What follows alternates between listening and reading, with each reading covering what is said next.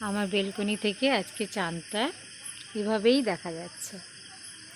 যদিও আজকে পূর্ণিমা নয়, সবাই জানো 1 মে বুদ্ধ পূর্ণিমা গেছে, তথা বৈশাখী পূর্ণিমা।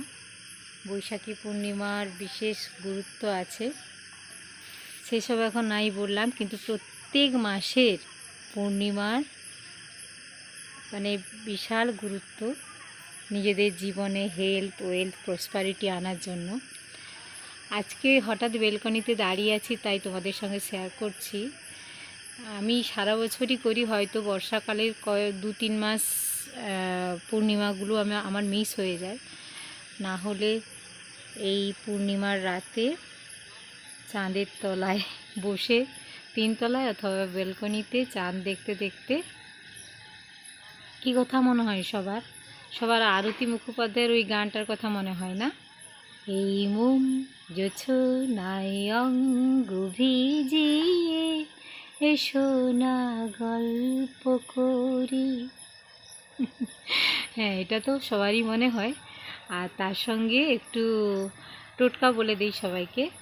হেলথ, ওয়েলথ, প্রসপারিটি সব কিছু আনার জন্য যেটা করতে হয় প্রত্যেক পূর্ণিমাতে, চাঁদের নিচে বসে প্রত্যেক পূর্ণিমাতে সবার বাড়িতে যদি ক্ষীর বানাতে পারা যায় তাহলে সেটা অনেক ভালো।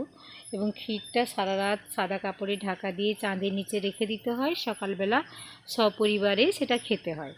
এটা সব পূর্ণিমায় করা সম্ভব না হলেও লক্ষ্মী পুজোর দিন কোজাগরী পূর্ণিমায় অবশ্যই করা উচিত। তাতে সংসারে সুখ, সমৃদ্ধি, হেলথ, ওয়েলথ, প্রসপারিটি সব কিছুই বাড়ে।